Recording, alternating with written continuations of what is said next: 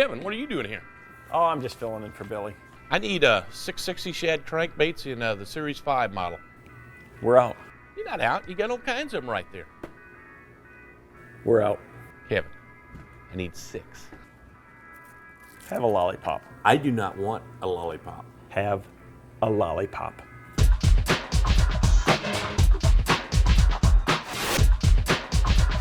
Do you have it in sexy shad color? Hi, I'm Greg Hackney. This week on Michiana Outdoors, we got a special question from MZ in Centerville, Michigan. We're going to talk about pinch points. I think he referred to it as a choke point, but I like to refer to it as a pinch point. A pinch point can be anything that forces water or creates current.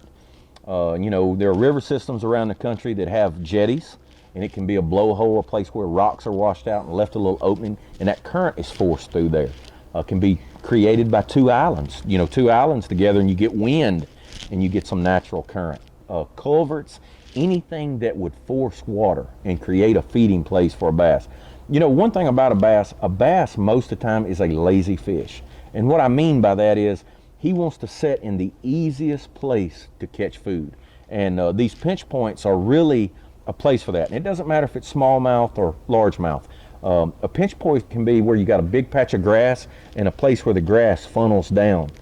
Anything that would force, you know, natural current or, you know, water movement through a place is a pinch point.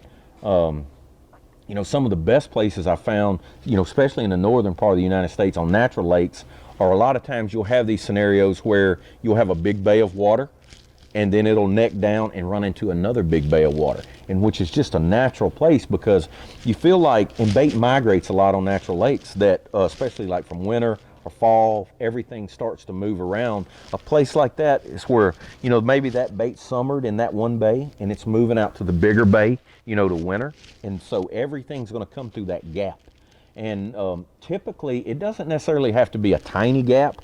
You know, it can be a wider place, but typically for it to be good, if it's wider, the bigger a body of water that's coming through there, if that makes sense.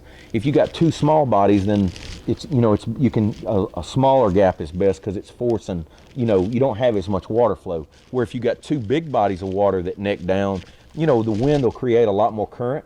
So you can get by with choke points or pinch points can be larger on larger bodies of water.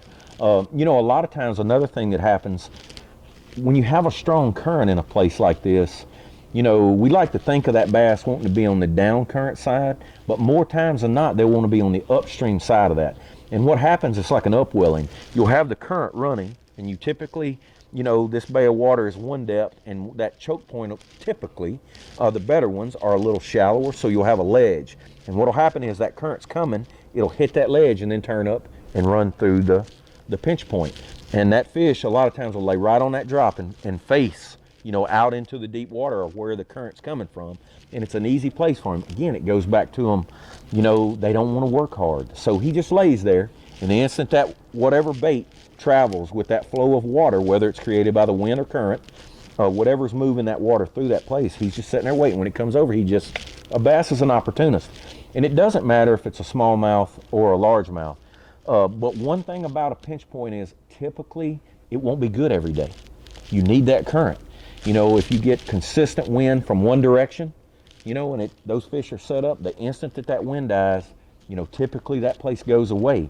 And it's a place you have to watch because it can happen in a couple hours. Storm blows up, big bunch of wind. You know, you get an hour or so of that big wind, it creates that current. And again, that fish being an opportunist, they'll pop right there on that stuff, but they'll be gone as quick as they get there.